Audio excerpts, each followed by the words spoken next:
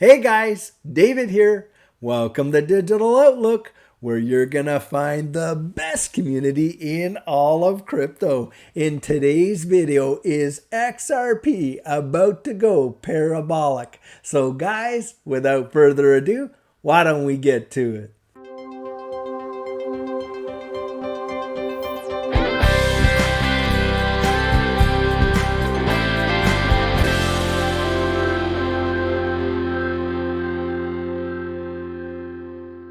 Well, guys, it seems like the sparks are just flying all over the place right now. You got the SEC filing a new motion with respect to the fair notice defense. You got John Deaton out there giving a new timeline for how this case will end. And you got new deals from Ripple that are causing all kinds of folks to think that, hey, a parabolic rise might be on the horizon for XRP. Just take a look at this article right here. Is XRP on the verge of a parabolic rise following this game-changing Ripple deal? And this is literally coming out today, April 12, 2023. Blockchain payments company Ripple, which often dominates the headlines across the crypto space due to its long-standing legal feud with the U.S. Securities and Exchange Commission, recently announced that it had signed an agreement with the Central Bank of Montenegro to create a pilot program for a central bank digital currency. Now, guys, remember this. Montenegro, their currency right now that they use is the euro. So if Ripple's out there and they're helping them to develop a CBDC, you can bet your bottom dollar it's going to be one that will be integrated and interactive with the European CBDC and the euro. The partnership, first teased in January this year, aims to develop a national currency for a nation that currently uses the euro. Ripple's native token XRP rose to 52 cents on April 11th on the back of the development alongside a broader crypto market rally. According to a Tuesday announcement, Ripple has partnered with the Central Bank of Montenegro to develop a Montenegrin CBDC. The pair will further devise a plan to stimulate the circulation of the CBDC within the country, which has been using the euro as its de facto currency, guys, since 2002. This is a big change. The governor of the bank revealed in a statement that it plans to collaborate with the government as well as the academic community to analyze the advantages and risks that CBDCs or national stablecoins could pose concerning electronic means of payment availability, security, efficiency, compliance with regulations, get that, and most importantly, the protection of end users' rights and privacy. And of course, this is the hot topic debate with all CBDCs, is how are our rights and privacy protected utilizing CBDCs the way in which we utilize cash. Montenegro's Prime Minister Dritan Abzovic, hopefully I got that one right, first announced the partnership with Ripple back in January, as iCrypto reported. Commenting on the deal with the Montenegrin Central Bank, Ripple's Vice President of Central Bank Engagements and CBDCs, James Wallace, stated, Ripple has a proven track record of successfully connecting disparate payment systems and championing blockchain's utility to issue central bank digital currencies and solve for global payments to hundreds of financial institutions around the world. We are pleased that the CBCG has chosen Ripple to help launch its first digital currency and further address the company's core financial objectives. Guys, and here, look at this sub-statement here. Ripple has been involved with CBDCs before. Well, of course they have. We know that they're working with all kinds of countries around the globe. And on top of that, they're involved in the Digital Pound Foundation, the Digital Dollar, and a multiplicity of other nation states. We had Naveen Gupta literally come out there and say, hey, we're working with 20 plus different nations in the development of their central bank digital currencies. Guys, I'm telling you, you're talking the the evolution of money. Let that one just sink in there and just meditate on that a little bit. Do you really need to be so concerned with price when you see the fundamentals that this distributed ledger technology is having totally around the globe? And here you have a corporation that's absolutely involved with the creation of money for nation states. To me, absolutely no-brainer. Now, guys, just take a look at this right here. Now, this is about the SEC. And what they're trying to do here is it's saying SEC strengthens its case against Ripple Labs. But just listen to this. If you've heard anything about this recent filing, you'll know that it isn't going to amount to a hill of beans. And I'll tell you why. The U.S. Securities and Exchange Commission submit a letter of supplemental authority to reinforce its motion for summary judgment in the ongoing lawsuit against Ripple Labs. The U.S. agency aims to provide additional legal precedent to support its motion. Now listen to what this precedent is. On April 7, 2023, a District of Massachusetts court issued an opinion in the case against the Commonwealth Equity Services, LLC, granting the SEC's motion for summary judgment and denying the defendant's cross motion. The agency believes this decision bolsters the SEC's case against Ripple. The case, initiated in 2019, saw the SEC suing Commonwealth and CEO John Rooney for federal security law violations involving deceptive sale practices, including material misrepresentations and omissions of the conflict of interest. The SEC in this case emerged victoriously. Interestingly, the court dismissed a proposal defense claiming the SEC did not provide the defendant with adequate notice of disclosure obligations alleged in the complaint. The SEC contends that Ripple's fair notice argument is similarly inapplicable as in the Commonwealth case. Well, guys, in the Commonwealth case, here you had an individual that had a fiduciary responsibility to the people that they were selling securities to and did not disclose their conflict of interest. That is not the case with Ripple. Ripple had absolutely zero commitment to the secondary purchasers of XRP altogether. And you're going to see some commentary down here with respect to that, and it is truly wild.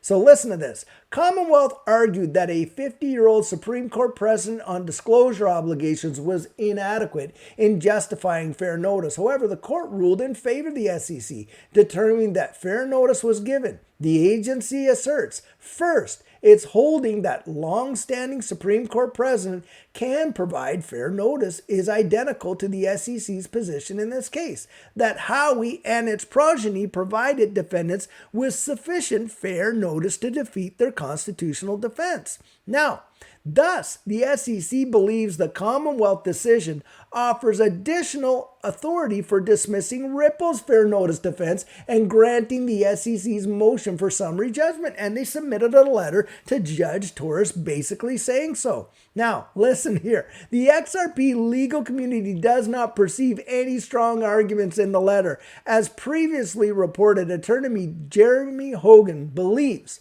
the case's core issue is technology. If Judge Torres comprehends technology and decentralization, a Ripple victory likely appears. Now, I really like this breakdown by Bill Morgan because Australian lawyer Bill Morgan dismissively commented on the SEC's new letter refuting any comparability. Now listen here.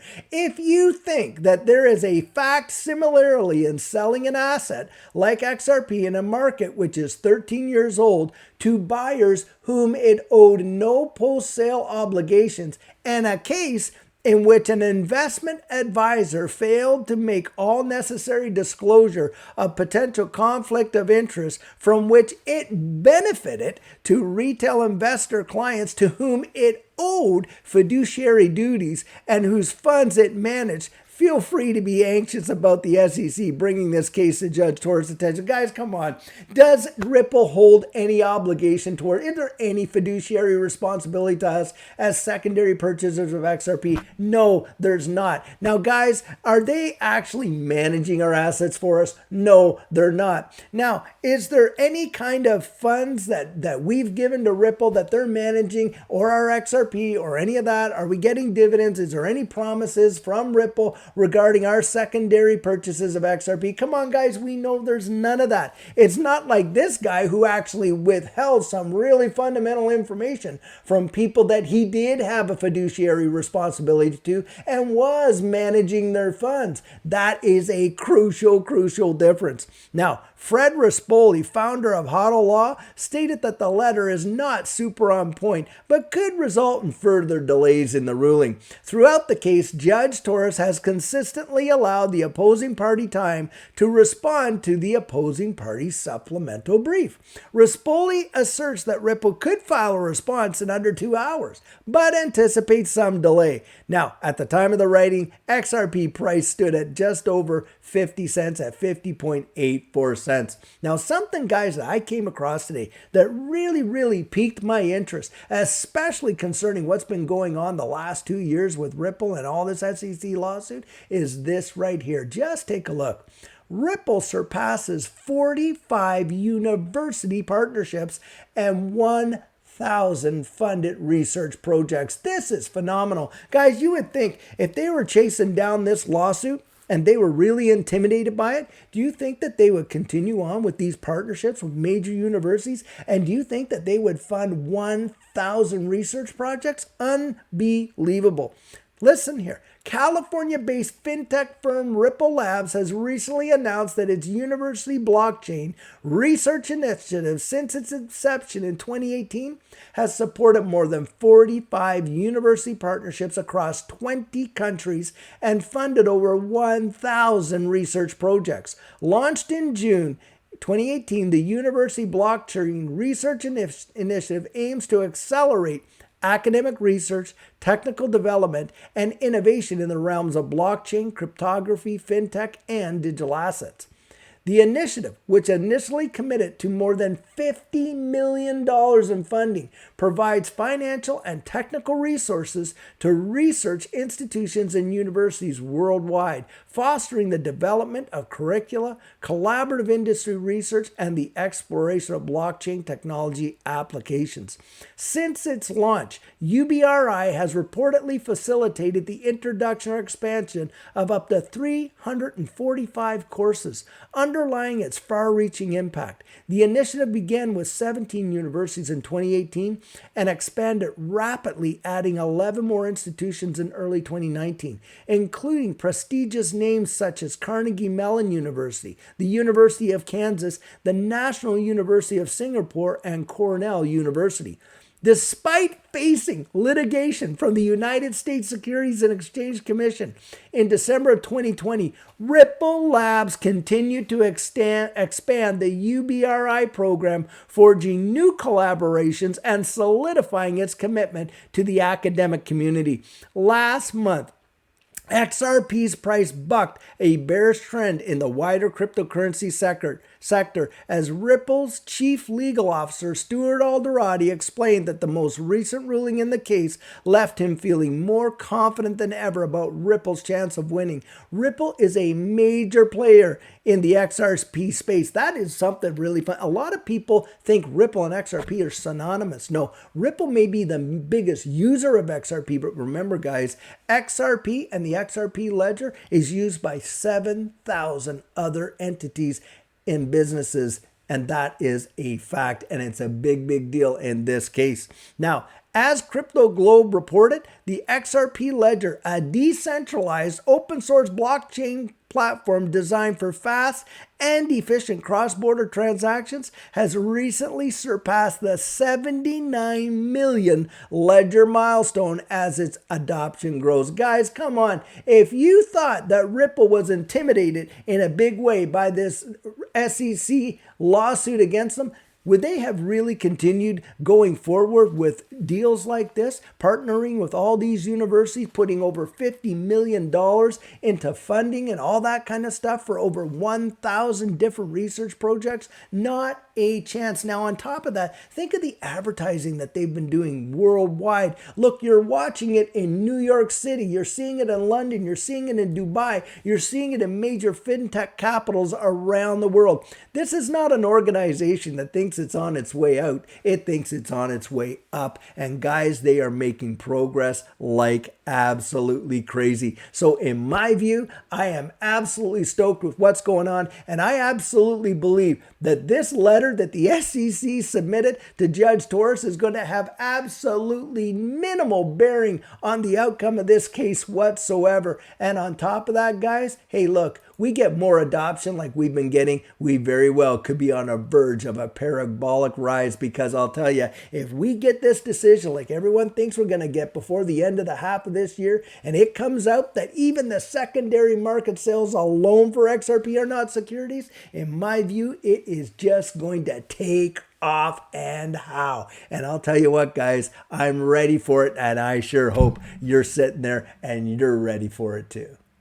So guys, whether you've been in this space for a long time or you're just getting started, one thing you definitely need to have is a plan. And what our coaching program offers, that is where you and I can meet personally one-on-one for 1 hour over Zoom. And during that time, I share with you our personal journey in that last bull run and what enabled Judy and I to experience some amazing financial success. I share with you the mistakes we made so that you don't have to fall into the same pitfalls we did. We take a look at your portfolio and make sure that it's balanced towards your goals, and we work together to develop your exit strategy. We can even get your assets off an exchange and onto a hardware wallet, along with delivering to you some amazing techniques that are really going to help you in this space. Now, the cost of that is $250, and if that's something that interests you, you write me right there at coaching@thedigitaloutlook.com and we'll get y'all booked in. So guys, I sure hope that you enjoyed today's video, and why don't you become part of the conversation and just drop your comments right down there in the comment section. Open it up to the community and start a discussion. Now, many of you know I'm not a financial advisor and this isn't financial advice, but if you found value in it, if you'd hit that like and subscribe, I'd appreciate it. And of course, don't forget about hitting the notification bell down there, because things in this space change lightning fast. And I like to get that information out to you as soon as possible. And on top of that, I don't want you missing out on any of our regularly released videos. Well, guys, I'll tell you what, the support you're giving this channel is truly something else. But if you're out there and you haven't yet subscribed, would you do the channel a favor and join this community? We'd really love to have you on board. So, in the meantime and in between time, stay safe, be blessed, and I'll catch you in the next one.